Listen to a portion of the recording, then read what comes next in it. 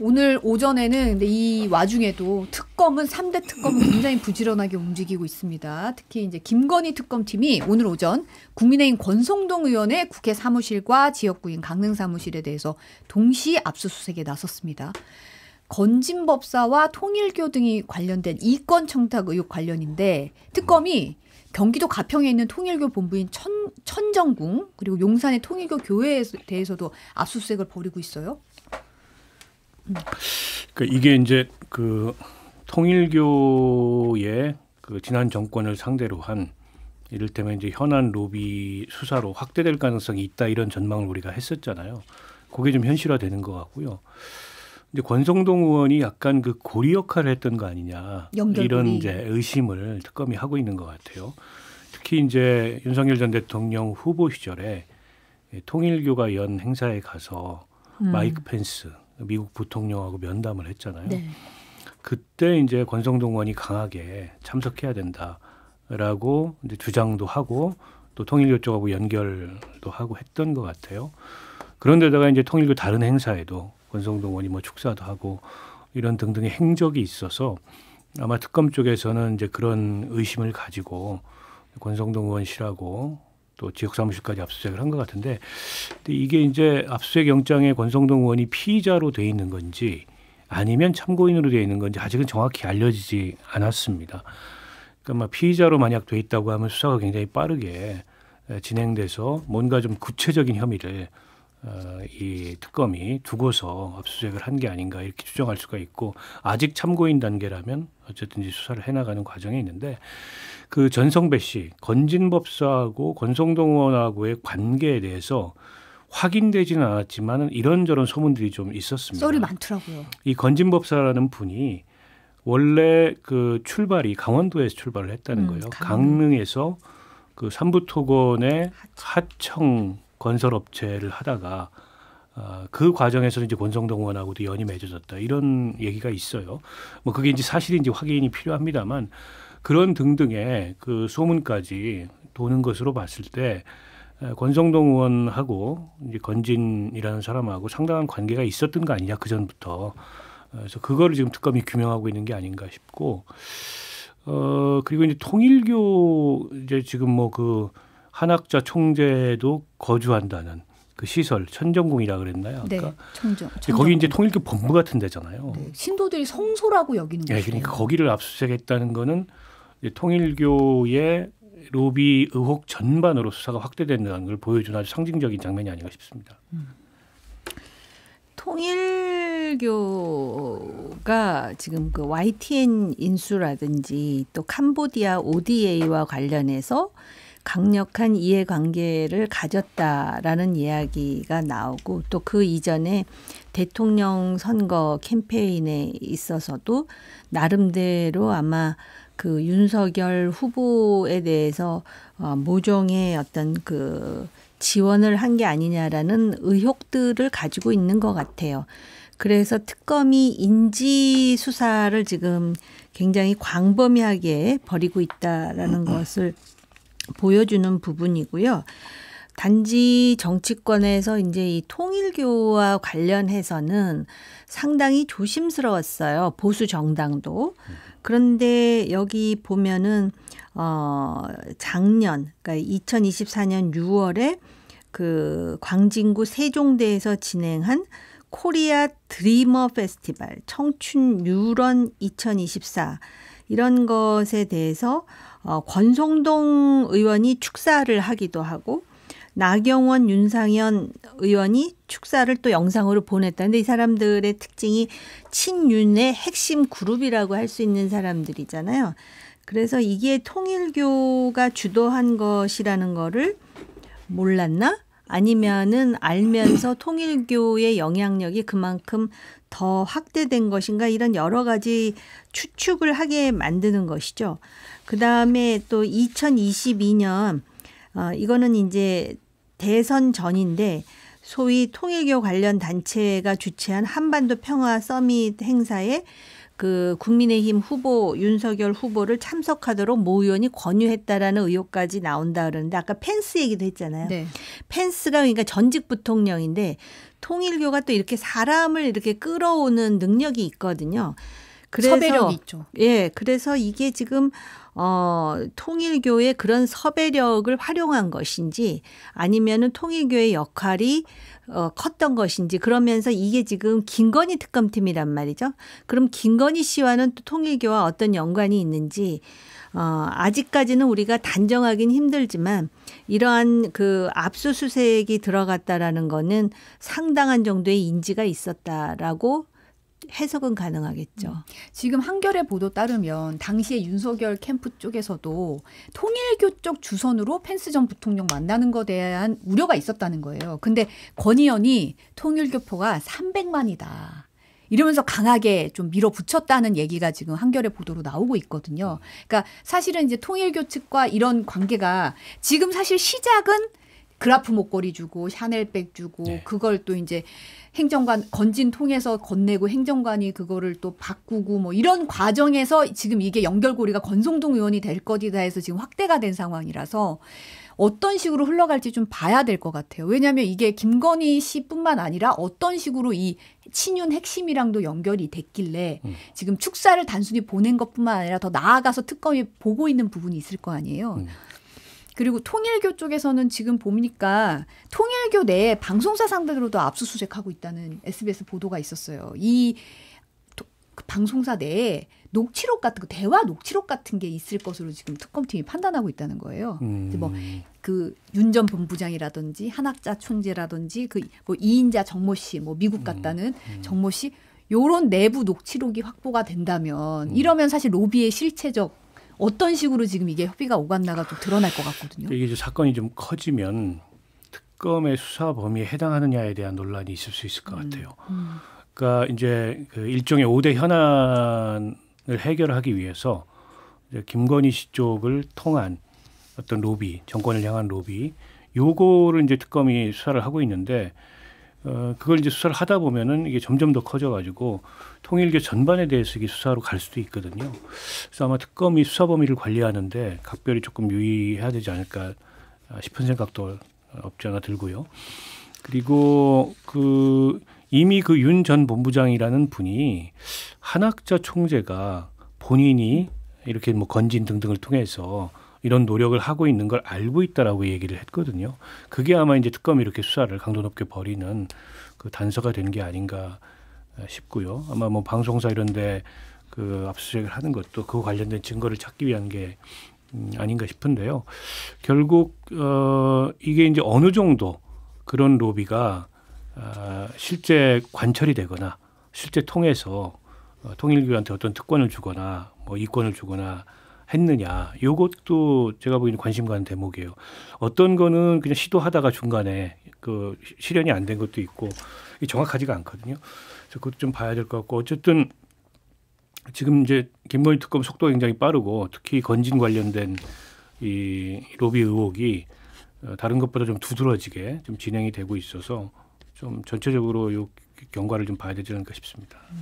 그러니까 사실은 이슈는 그 통일교가 비공식적으로 대통령 부인을 중심으로 해가지고 아까 말씀하신 특정 방송사라든지 또는 ODA 개발과 관련해서 로비를 했느냐 이게 이제 주요 그 조사 대상인데 아마 지금 방송사의 녹취록 운운하는 걸 봐서는 추정컨대 통일교도 지금 내부가 상당히 복잡하거든요. 문선명 총재 사망 이후 그 한학자 총재와 그 아들 간의 어떤 그런 그 균열이 상당히 심합니다. 그렇기 때문에 누군가가 제보를 했을 수도 있고 그러다 보니까 지금 의원님 말씀하셨듯이 이게 통일교 전반에 대한 조사로 확대는 되지 않겠으나 지금 그런 측면까지도 지금 노정시키고 있다라는 것이고요. 한 가지 특징은 이제 선거 캠페인에 있어서 그 제도권에 있는 종교 지도자의 역할이라든지 또는 그 성도들도 중요하지만 아까 뭐 300만 얘기가 나왔듯이 제도권에 있다고 볼 수 없는 그걸 표현하기가 굉장히 조심스럽긴 한데 지금 건진 법사도 자칭 뭐 종교인이라는 거 아니에요. 그래서 이러한 식의 어떤 그 이야기가 나오는 것이 그 김건희 특검을 훨씬 또 정당화하는 그런 요소가 되기도 하죠. 지금 공교롭게도 순직해병 특검이 오늘 오전 국민의힘 이철규 의원 서울 지역구 사무실 자택, 또 임성근 전 사단장 자택, 극동방송 등 10여 곳에 대해서 지금 압수수색을 진행하고 있습니다. 임성근 전 사단장과 주변 인물에서 윤 전 대통령 또는 대통령실 주변 인물 등 여러 통로를 통해서 구명 로비가 연결된 정황을 확인했다고 특검팀에서 아예 공식적 브리핑으로 밝혔어요. 네, 그걸 이제 확인하기 위한 압수수색인 것 같고 이철규 의원은 현재까지는 참고인인 것 같아요. 당시에 이철규 의원이 관련자들하고 통화가 있었는데 그 통화가 그 관련 내용인지를 확인하려고 한다. 그게 압수수색의 목적이다라고까지 이제 특검의 브리핑에서 밝혔기 때문에 이철규 의원이 그때 구체적으로 어떤 역할을 했는지는 뭐 아직 저희가 알 수는 없는 상황이고요. 어찌됐든 구명 로비가 있었다는 정황은 그 이전부터 있었고 그건 이제 검찰 수사에서도 부분적으로 확인이 됐던 바지 않습니까? 근데 이제 어쨌든 특검은 좀 더 구체적인 그런 연결 정황을 확인했기 때문에 이제 오늘 압수수색에 들어갔다 이렇게 설명을 했고요. 제가 좀 눈여겨보는 건 극동방송입니다. 그 동안에는 이제 구명로비 관련해서 알려졌던 건 그 멋쟁이 해병 이종호 씨, 톡방에서 이종호 씨가 뭐 VIP 통해서 내가 얘기했다라는 정도 알려져 있었는데 이제 극동방송이면은 사실 대표적으로 김정한 목사가 연상이 되잖아요. 네. 근데 뭐 그분이 직접 그런 뭐 로비나 이런 걸 하진 않았다 하더라도 극동방송 관계자들이 여기에 개입이 왜 됐을까? 지금 극동방송 관계자들이 개입된 혐의를 두고서 특검이 압수수색을 극동방송에 대해서 진행을 한다고 하는데 이것도 약간은 좀 특이하면서 흥미로운 대목이에요. 어떤 맥락에서 극동방송 관계자들이 여기에 연루가 됐을까? 김장한 목사 같으면 이제 윤석열 전 대통령과 텔레그램으로 직접 소통할 정도로 긴밀한 관계라고 알려져 있잖아요. 본인이 직접 뭐 언론사 인터뷰에서 네, 여러 차례 뭐 만나기도 했고 뭐 했고. 기도도 해줬고 했던 얘기를 직접 하셨죠. 김장한 목사가. 두 가지 측면인데요. 제가 여러 번 말씀드린 것 같은데 우리 사회가 근본적으로 연줄 사회예요. 그래서 이렇게 이제 어려운 상황에 닥치면은 막 이런 학연, 지연, 뭐 혈연은 말할 것도 없고 이제는 그 뭐 교회라든지 뭐 이렇게 해가지고선 구명 로비를 한 것인가라고 생각할 수 있는 부분이죠. 그런데다가 지금 임성근 사단장은 자기는 로비를 하지 않았다라고 얘기를 하는데 부인에 대해서 이런저런 얘기가 나왔어요. 언론 보도를 통해서. 그래서 뭐 그런 연결고리인가 아직까지는 이제 우리가 특검에 속한 사람들이 아니기 때문에 그런 추정을 할 수가 있겠죠. 극동방송 얘기가 나온다라는 것은. 그다음에 두 번째 요소는 뭐냐면은요. 죽은 권력에 대해서는요. 일단 수사가 시작되면 다양한 제보가 심지어는 그 필요 이상으로 아주 넘쳐나거든요. 그런데 지금 특검팀에서는 그 제보를 나름대로 이제 그 신빙성이 있다라고 생각하면은 굉장히 공세적으로 지금 들어가서 조사하는 게 아닌가. 우리가 알고 있는 거는 멋쟁 해병의 그 블랙펄 인베스트먼트 대표 얘기하고 그다음에 임성근 사단장이 과거에 청와대에서 실무팀으로 있었기 때문에 그러한 일련의 연줄들 그다음에 아까 말씀하셨듯이 부인 얘기가 좀 나온다라는 거거든요. 그 연장선상에서 아마 나오는 얘기일 거예요. 지금 다시 돌아가서 이제 건진법사 얘기로 잠깐 돌아가 보면 지금 사실은 요 얘기 먼저 할게요. 특검이 아무래도 이제 공교롭게도 오늘 친윤 핵심 권성동, 이철규 두 의원을 압수수색하니까 이제 국민의힘에서는 송원석 비대위원장이 윤상혁, 임종득 의원에 대한 압수수색에 이어서 또다시 무차별적인 압수수색 영장을 집행하겠다는 것이다. 힘자랑 너무 과하다 보면 부러지게 돼 있다라고 반발을 했어요. 근데 임종득 의원 압수수색 때 뭐 전 의원 모여달라라고 요청을 했다가 한 20여 명 와가지고 뭐 실랑이 벌이고 했었는데 이번에는 해당 의원이 원하지 않는다는 이유로 단체 행동을 하지 않기로 했다는 거예요. 어떻게 보세요? 그러니까 해당 의원이 이철규 의원이 있죠. 네. 네. 본인이 압수수색을 참고인으로서 당해도 그만큼 자신이 있다라는 의지의 표현인지 그건 제가 잘 모르겠지만 지금 말씀하시는 걸 들으면서 어떤 생각을 했냐면 굳이 윤희숙 혁신위원장이 애쓰지 않아도 되겠다. 이렇게 해서 그냥 지금 인적 청산을 오히려 특검이 맡아서 해주려는 건가라는 생각이 들 정도인데 지금 압수수색이라는 건 영장이 나왔으니까 하는 거 아니에요? 그러면 법원이 영장을 발부했으니까 압수에 들어간 것이고 법원 나름대로는 타당하다라고 생각하니까 지금 압수수색 영장을 발부한 거 아니겠습니까? 아무튼 간에 국민의힘으로서는 동료 의원에 대해서 이렇게 자신들이 생각할 때 무차별적인 압수수색으로 힘자랑한다라고 생각할지 모르지만 정말 어떤 면에서는 만약에 아무 문제도 없고 아무 연고도 없고 아무 역할도 하지 않았다면 이렇게 터는 게 깨끗할 수도 있다.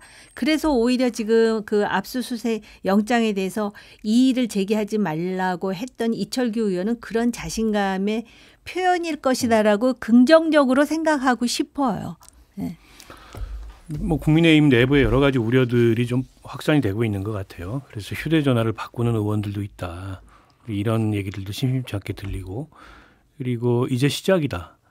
저렇게 이제 국민의힘의 전현직 정치인들에 대한 특검의 수사가 저기서 그치지 않고 훨씬 더 확대될 가능성이 있다. 그러니까 아까 의원님 말씀대로 결국 뭐 원튼 원치 않든 특검 수사에 의해서 국민의힘의 일정 부분이 인적 정상이 될 수 있는데 근데 이제 스스로 쇄신하지 못하고 검찰에 의해서 수사에 의해서 그런 게 이루어진다면 너무 치명적인 거죠.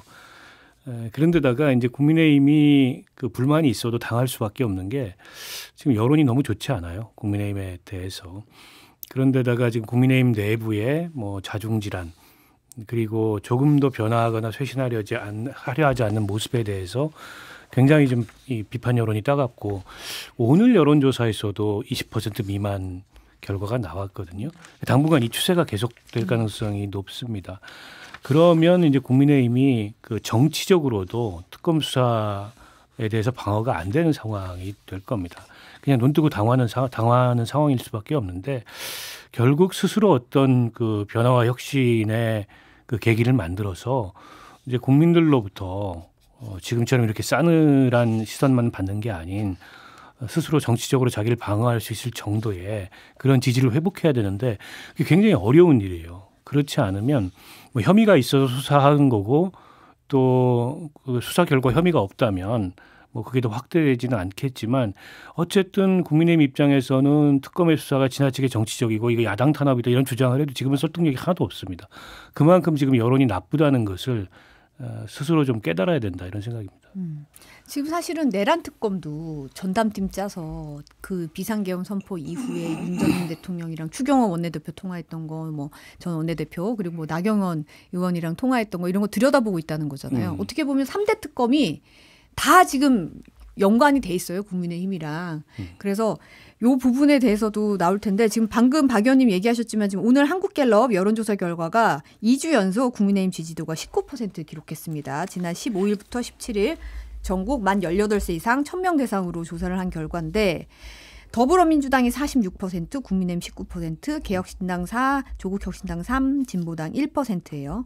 전 세대에서 민주당의 지지율 뒤지고 지역별로는 대구 경북을 제외하고는 다 뒤지는 걸로 지금 상황이 나오고 있는데 정 의원님 어떻게 보세요?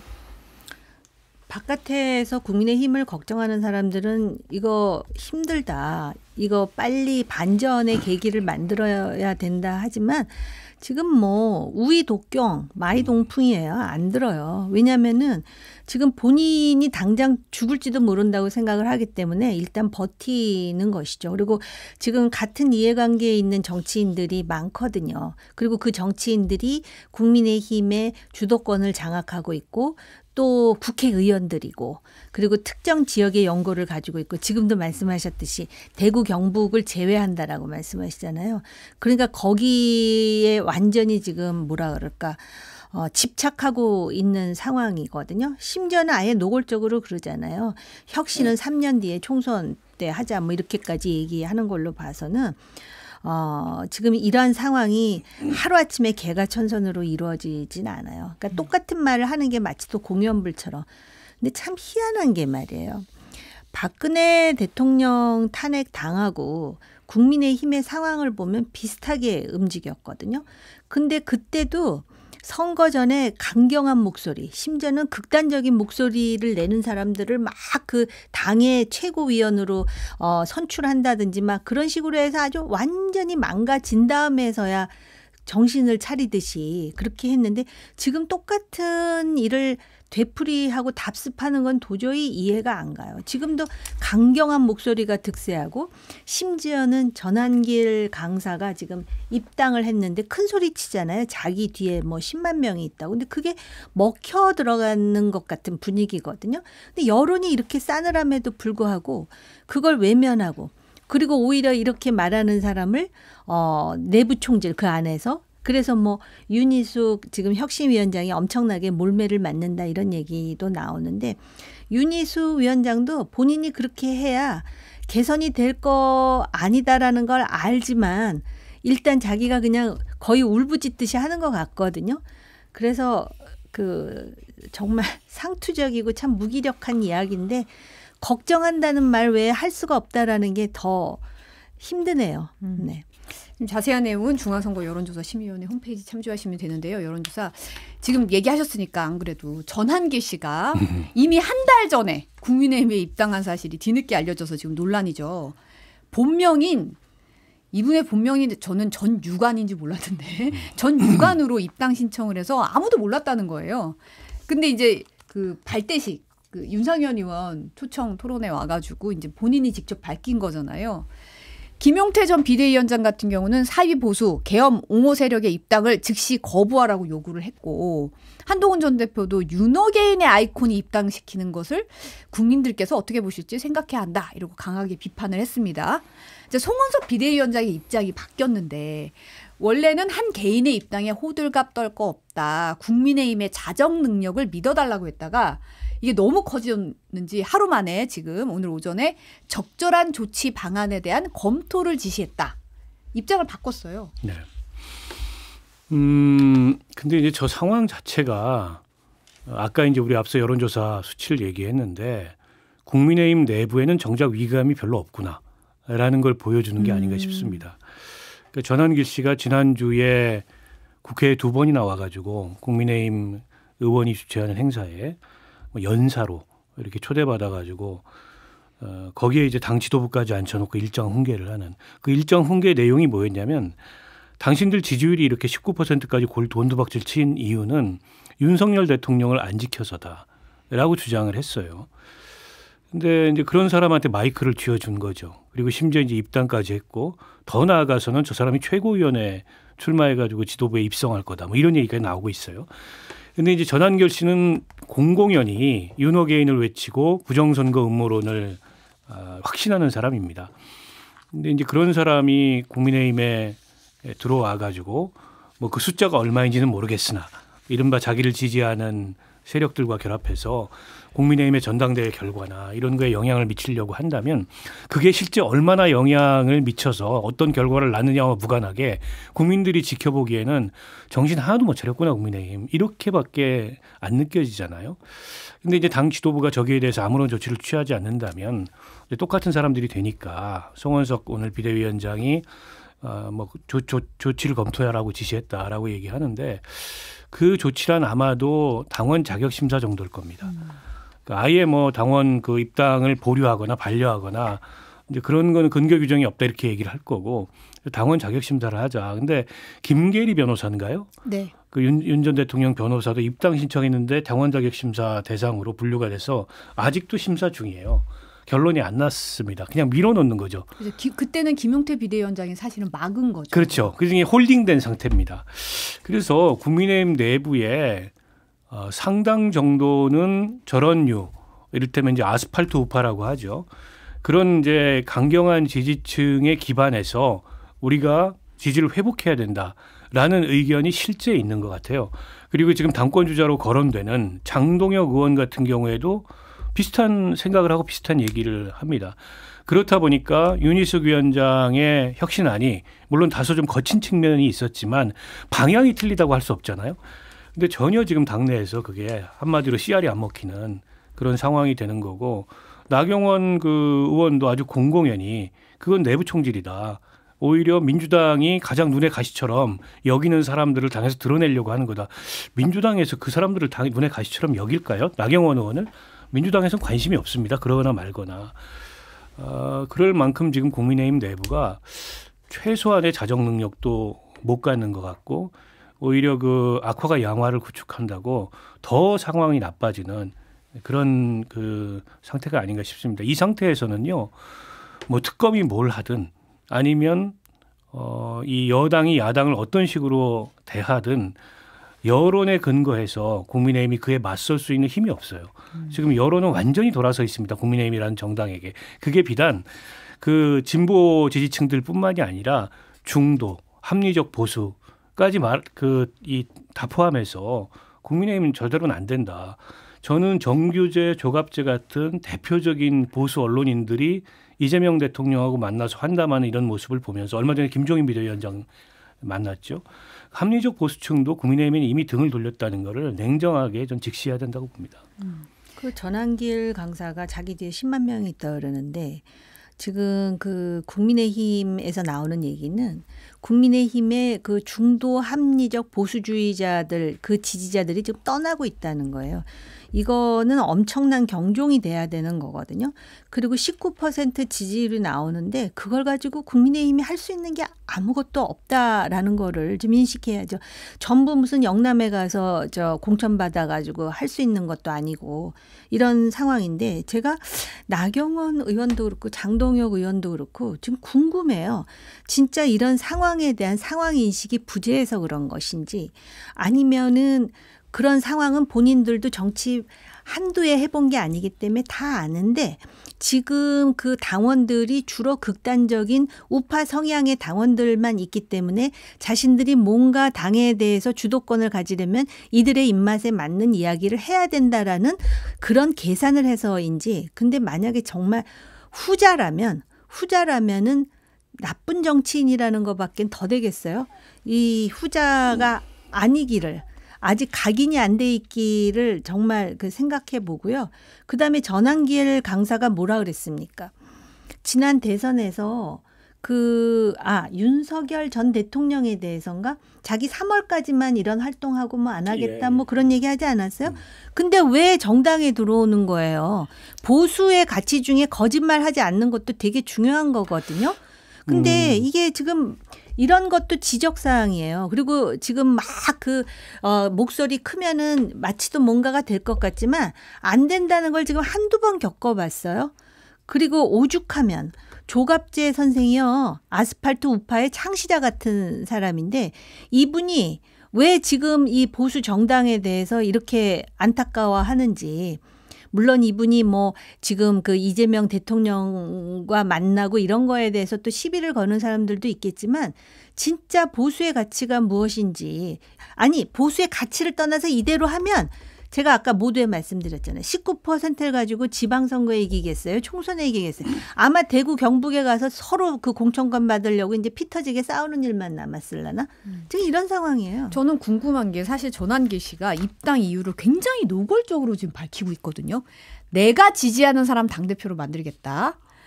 무조건 윤 전 대통령 끌어안는 사람이라고 굉장히 노골적으로 밝혔어요. 그런데 이제 채널A 인터뷰에서는 직접 출마할 계획도 있냐는 질문에는 아직은 답변하지 않겠다고 했거든요. 그러니까 저는 과거에 전광훈 목사가 국민의힘의 전당대회에 노골적으로 개입했던 그런 사례도 있잖아요. 네. 그래서 전광훈 목사의 지지를 받아가지고 김재원 의원이 최고위원도 당선되고 또 그 논란 때문에 최고위원회에서 그만두기도 하고 이런 사례가 있어요. 그러니까 지금 대한민국의 아스팔트 우파라고 하는 극우는 지금 이 국민의힘이라는 보수 정당을 극우 위주로 재편하기 위해서 대대적인 말하자면 이제 세력화 공세에 나선 거라고 볼 수 있을 것 같고 그 천병이 지금 전한길 씨가 돼 있는 거죠. 자기 뒤에 10만이 있다는 게 과장은 있겠지만 그렇다고 전혀 근거 없는 얘기도 아닐 거예요.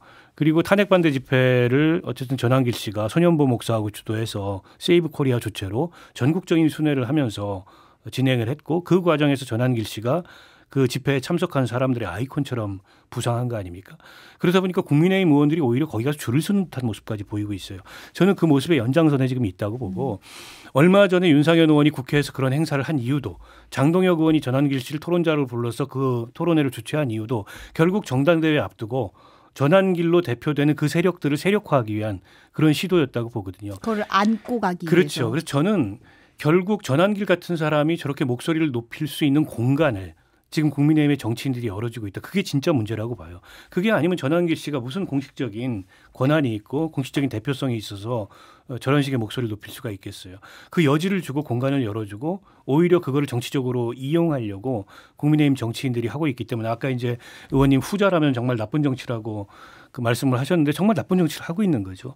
그게 저는 국민의힘이라는 보수 정당을 더 망하는 길로 지금 이끌고 있다 이렇게 봅니다. 지금 국민의힘 윤리위원회가 김종혁 전 최고위원을 징계를 회부했어요. 그래서 김종혁 전 최고위원이 이게 당 대선 후보 비방 뭐 이런 거 관련해 가지고 이제 징계 회부했다는 건데 지금 김종혁 최고위원이 SNS에 어이가 없어서 헛웃음이 나온다. 김문수 후보에 대해서 그 알량한 후보라고 조롱하고 새벽에 당내 쿠데타 감행한 분들을 놔두고 나를 회부하다니. 지금 전한길 씨 같은 경우에 부정경선 하겠다고 아예 대놓고 지금 얘기하는데 아니 전한길 씨부터 조사를 해라. 왜 나부터 이제 회부하냐라고 강하게 반발을 했는데 지금 좀 친한계를 좀 압박하는 걸까요? 그런 거겠죠. 그리고 얼마 전에 권영세 의원하고 이른바 당비 160억 사용 등에 대해서 논란이 있었고 법적 조치를 취하겠다. 뭐 권영세 의원이 이렇게까지 고발하겠다 얘기했는데 얘기했죠. 네. 그 연장선이 아닌가 싶어요. 그게 이제 후보 교체를 시도할 때 한덕수로 어쨌든 후보 교체가 완전히 이루어지지 않은 상태에서 선거 준비를 해야 되니까 당비 일부가 집행이 됐다. 한덕수 후보로 뭐 옷도 맞추고 뭐 등등 하느라고 요 의혹이 있는 거거든요. 근데 그게 이제 160억은 아니겠죠. 설마 뭐 그렇게까지 많이 집행됐을 가능성은 저는 없다고 보는데 160억이 아니라 1억 6천만 원만 집행됐어도 문제 아닌가요? 근데 이제 그런 의혹이 당내에 있다라는 거를 이제 일부 방송에서 김종혁 전 최고가 얘기했다는 이유로 아마 윤리위에 회부된 것 같은데 근데 그게 대선 후보 비방인가요? 그거는 좀 아닌 것 같아서 약간 사실관계도 좀 맞지 않는 것 같고 그리고 아니 대선 과정에서는 당내 경선이겠죠. 그 다른 후보를 지지했던 그 캠프에 있었잖아요. 김종혁 그 최고위원 같은 경우에는 그러면은 그 경쟁의 과정에서 뭐 상호 비방도 있었고 상호 비판도 있고 근데 그걸 윤리위에 가져가 가지고 근데 김종혁 최고위원이 윤리위에 회부될 만큼 김문수 후보를 막 그 극단적으로 비난하거나 그랬던 기억은 없어요. 게다가 이분이 언론인 출신이기 때문에 그렇게까지 과하게 하지도 않습니다. 그래서 저거는 누가 봐도 결국 그 이 친한계에 대한 당내 그 기존 기득권의 견제다 이렇게 보여요. 글쎄요, 이준석 의원의 그 개인적인 논란은 차치하고 그 이준석 당대표에 대한 윤리위의 결정 이후에 국민의힘의 윤리위를 윤리적이라고 생각하는 사람이 몇이나 될까 그런 생각을 하고요. 지금 이제 김종혁 전 최고 그다음에 윤희숙 혁신위원장 뭐 이렇게 해갖고 이제 그 뭐라 그럴까 당으로부터 진짜 그 여러 가지 그 탄압이라는 표현은 좀 너무 오바인가요? 아무튼 압박을 받는 정치인들이 늘어나잖아요. 그럼에도 불구하고 이런 사람들이 계속해서 목소리를 내면서 국민의힘의 정체성이 이것이다라는 걸 보여주지 않으면 민주당 정권에 의해서 정당 해산의 빌미를 또 받을 수도 있다라는 거에 대해서 좀 경각심을 가졌으면 좋겠어요. 그렇기 때문에 뭐 친한계라고 표현을 하는데 친한계의 많은 의원들 중에 목소리를 내는 사람이 누가 있지 하면은 조용한 사람도 꽤 있는 것 같거든요. 근데 이런 상황에서는 당원으로서 정치인으로서 당의 명운이라든지 또는 어떤 그 보수 정당으로서의 정체성에서 분명히 자기들이 할 말이 있을 것 같거든요. 그래서 탄압이나 압박을 받고 이런 횡포를 당한다 하더라도 계속해서 목소리가 나와야 당 보조금을 뭐 없앤다는 등 뭐 이런 식의 그런 그 압박으로부터 나름대로 숨쉴 공간을 확보한다는 점에서 오히려 당을 위해서 하는 일이라는 소명감을 갖고 좀 목소리가 많이 나오기를 바라요. 두 분도 사실 언급을 하셨는데 조선일보 기사 제목을 보니까 국힘 혁신은 사라지고 다구리만 남았다. 이게 기사 제목이더라고요. 윤희숙 혁신위원장이 어제 이제 비공개 당 비대위 회의 참석 직후에 남긴 말 영상으로 잠깐 보고 얘기 나누시죠. 어제 그 시간에 대해서는 별 말씀 없으셨나요? 다구리? 다구리라는 걸 안 받아들이겠다는 취지로 다들 말씀하신 건가요? 이제 때 있었던 얘기니까 그냥 다굴이라는 말로 다굴이라는 말이 사실은 이제 몰매 맞았다. 네. 뭐 일방적으로 내가 당했다. 뭐 이런 뜻으로 해석이 돼요. 어떻게 보세요? 지금 이 상황. 뭐 그게 이제 은어죠. 은어 일종의 비속어고. 그만큼 이제 어제 비대위에서 윤희규 혁신위원장이 얘기했던 그 인적 청산에 관한 내용이 하나도 먹히지 않고 오히려 거꾸로 이제 집중적인 역공을 당한 게 아닌가 싶어요. 자세하게 얘기는 안 했지만 저는 윤희숙 혁신위원장은 거듭 중간에 사퇴하지 않고 끝까지 가겠다 이런 의사를 표했지만 끝까지 갈 수 있을까 이런 생각이 듭니다. 쉽지 않다. 네, 그 윤희숙 혁신위원장은 칼을 뽑았기 때문에 도로 집어넣을 수가 없어요. 칼집에. 칼을 뽑았으면 그 기세로 가야 됩니다. 나윤장손 거취를 밝혀라. 아니 이랬는데. 이미 인적 청산에 대해서 실명을 거론했는데 여기서 다시 익명으로 후퇴할 수 없잖아요. 그러면 결국 그 거론된 네 사람을 포함해서 아마 더 추가할 수도 있어요. 명단을. 그러면 이제 총선 불출마가 됐든 뭐가 됐든 그 인적 쇄신에 있어서 스스로 이제 이 결자 해지하는 그런 모습을 보여라라고 촉구를 할 텐데 지금 분위기로 수용하겠어요? 당사자들 다 반발하는 데다가 송원석 그 원내대표는 또 본인이 비대위원장이고 윤희숙 위원장을 임명한 사람이니까 당연히 이제 수용 안 하겠죠. 그러면 이제 윤희숙 위원장은 그냥 이렇게 일종의 폭로성으로 인적 청산의 대상이 누구다라고 지목하고 혁신이가 그냥 끝나거나 아니면은 이런 혁신은 난 이제 더 이상 못하겠다. 안철수 위원장처럼 집어던지고 뭐 다르게 하거나 이런 방법밖에 없지 않은가 싶은데 저게 수용될 가능성은 없어 보이고 그러면 인적 청산 말고 제도 개선은 수용 가능성이 있냐? 그것도 없어 보여요. 지금 최고위원회 폐지를 윤희숙 위원장이 얘기했는데 그게 지금 시점에 기묘한 혁신이 아니냐에 대해서도 논란이 있을 수 있지만 뭐 전혀 지금 수용할 것 같지가 않고 그러면 혁신이가 어쨌든 방향은 맞고 또 용감하게 목소리를 내는 것도 맞는데 손에 쥐는 건 없는 그런 그리고 이제 전당대회로 가는 그러면 지금 분위기에서는 여전히 그 당내의 주류 기득권의 그 이 세력이나 힘은 이제 그대로 남게 되는 그런 결과를 맞지 않을까 싶어서 어떤 혁신도 지금은 불가능한 상태가 아닌가 싶습니다. 그 제도 혁신 아니라 아주 자잘한 정책 개선을 제안한다 해서 받아들여질 거라고 생각하지 않아요. 그거를 윤희숙 혁신위원장이 알기 때문에 지금 이런 모습을 보이는 게 아닌가. 단지 전략적으로 지금 제도 혁신하면서 최고위원회 폐지 얘기하고 또 그 쌍권뿐만이 아니라 4명 또 얘기하고 이런 것이 좀 이렇게 선택과 집중이 안 된다라는 인상은 줘요. 그런 면에서 조금 그 전략을 좀 다듬을 필요가 있고요. 스스로 집어 던지는 방법을 얘기하셨잖아요. 저는 스스로 집어 던져서는 안 된다고 생각해요.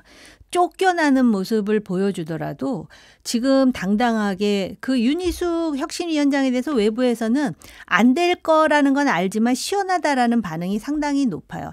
나경원 의원이 막 반발하고 있거든요. 자해 행위했다 오발탄이다. 그런데 밖에서 당을 지지하는 비판적으로 지지하는 사람들이 윤희숙을 비난할지 나경원을 비난할지를 한번 생각해 보세요. 그러면은 대충 그림이 나오거든요. 그래서 제가 오히려 윤희숙 혁신위원장에게 한 가지 제안하고 싶어요. 이미 싼 거는 본인이 말하지 않았지만 얘기가 나왔고 나윤장송에서 6명이잖아요.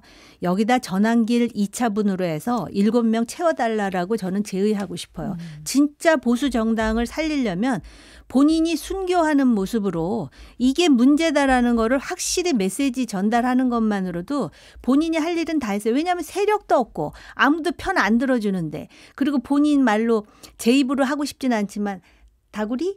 뭐 이렇게 당했다 그러는데 이왕 당하는 김에 이 지금 전환길 이거 입당하면 이게 문제라는 거를 확실하게 그래서 보수 정당이 나가야 될 길에 대해서 방향이 이것이다라고 말해주는 것만으로도 저는 윤희숙 혁신위원장의 역할은 한 것이다라고 봐요. 그래서 절대 자기가 먼저 집어 던지지도 않을 거예요. 되게 영리한 사람이니까. 그러니까는 지금 누구야 김종혁 전 최고를 윤리위로 회부하잖아요. 그런 당이라면 아마 윤희숙을 쫓아내려고 할 거거든요. 쫓겨나는 모습을 보이면서 이게 당의 방향이다라고 말해주는 것만으로도 그 한 사람분의 역할은 한다. 그래서 2차분은 반드시 전환기 강사로 하는 게 맞는 게 아닌가. 그 당을 위해서는 그런 생각이 드네요. 지금 국민의힘이 전당대회 8월 22일에 충북 청주 오스코에서 전당대회 개최한다고 발표를 했습니다. 8월 22일. 원래 예정했던 곳으로 다시 돌아갔네요. 네, 다시 돌아가서 다른 데 모색한다고 네네. 하다가. 그리고 전당대회 룰은 기존처럼 8대2 당원 국민 해서 8대2로 그대로 진행한다는 거예요. 근데 원래는 사실 더 밀리는 거 아니냐, 전당대회 할 수 있겠냐 뭐 이런 얘기 나왔었는데. 아니 그 얘기는 뭐냐면 혁신이 혁신하는 어떤 것도 수용이 안 될 거다라는 걸 의미하는 거죠. 전당대회로 간다라는 얘기를 이제 그 지도부가 결심을 한 거고, 다만 윤희숙 위원장을 쫓아내진 않을 겁니다. 그러면 이제 빌미를 주고 명분을 주게 되니까 그냥 둘 거예요. 그러나 수용하지 않는 방식으로. 그리고 그냥 윤희숙 위원장이 지난번에 나윤장송 얘기한 것처럼 또 다른 이제 실명을 거론하면서 혁신 대상으로 지목한다 하더라도 하루 이틀이면 지나간다. 뭐 이게 지금 국민의힘의 그 내부의 친윤들의 그런 생각이 아닌가 싶고요. 근데 이제 저렇게 해서 전당대회에 가서 누가 뽑힌들, 그게 과연 이제 리더십이 제대로 회복될 리도 만무하거니와 국민적 어떤 그 실추된 신뢰와 지지 이게 되살아날 수 있을까? 제가 보기엔 좀 어려워 보이고. 근데 저건 결국 그 친윤계 당의 이 기득권 주류가 생각하는 방향으로 전당대회 결과를 얻겠다라는 것 같고요. 물론 이제 전당대회라는 건 뚜껑을 열어봐야 알죠. 그런데다가 김문수 후보가 지금 출마 가능성이 상당히 높아진 걸로 보이는데, 김문수 후보가 만약 출마한다면 직전까지 대선 후보였기 때문에 상당히 저는 그 경쟁에 있어서 비교 우위를 가질 거라고 봐요. 그래서 친윤이 대표 주자로 누구를 내세울지 모르겠으나 일각에서는 뭐 장동혁 의원을 내세운다 여러 설들이 있는데, 누구를 내세워도 만만한 승부는 아닙니다.